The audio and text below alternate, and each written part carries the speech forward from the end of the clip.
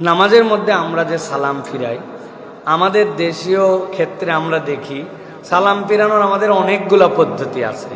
৩-৪টা পদ্ধতি তো আমরাই দেখতে পাই।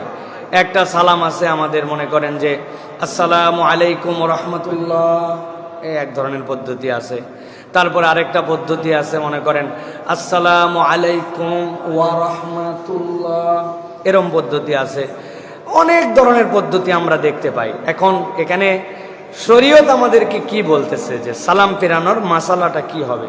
সালাম ফিরানোর পদ্ধতিটা মুহাদ্দিসিনে কেরাম ব্যাখ্যা করেছেন।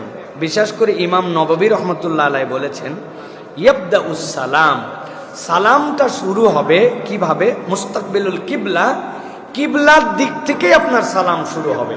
মানে আপনি সালামের জন্য যখন নামাজ শেষ করবেন, আপনার স্টার্টিংটা মুখটা কিবলার দিকে থাকবে। আসসালামু আলাইকুম ওয়া রাহমাতুল্লাহ, আপনার শুরু হয়েছে কিবলা থেকে, শেষ হয়েছে আপনার চোখ কাঁধে বা ডান পাশ দিয়ে আপনার শেষ হয়েছে। এরপরে মাথাটা জায়গা মতো চলে আসবে। আবার যখন দ্বিতীয় সালাম, সেটাও আবার শুরু হবে কিবলা থেকে। আসসালামু আলাইকুম ওয়া রাহমাতুল্লাহ দিয়ে আপনার শেষ হলো। কিন্তু আমরা অনেক সময় আসসালামু আলাইকুম রহমতুল্লাহ বলে এখানে থেকে গেলাম, পরের সালাম আবার আসসালামু আলাইকুম রহমতুল্লাহ।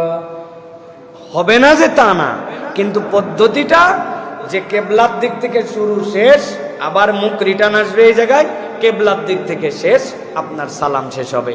এইভাবে যদি আমরা সালাম ফিরাই, তাহলে আমাদের সালামটা সবচেয়ে সুন্দর এবং সবচেয়ে বিশুদ্ধ হবে।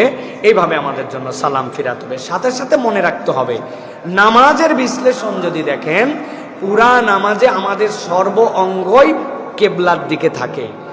হাত, নখ, আঙুল, চোখ, কান, ইভেন পায়ের পাতা।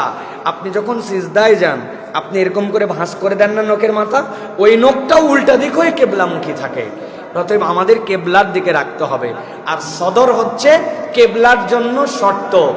আপনি যদি নামাজের মধ্যে মুখ এরকম ঘুরায় ফেলেন, আপনার নামাজ ভঙ্গ হবে না। কিন্তু আপনি যদি হাত ভাঙো, আপনার সদর, আপনার কেবলার দিক থেকে 60 ডিগ্রির বেশি যদি আপনার বুক ঘুরে যায়, আপনার নামাজ ফাসেদ হয়ে যাবে। অতএব কেবলাকে টার্গেট করে আমাদের এই সালাম ফিরানো এবং এই সালাম শেষ করা, এভাবে আমাদের সালাম ফেরানোর জন্য চেষ্টা করতে হবে। আল্লাহ তৌফিক দান করেন।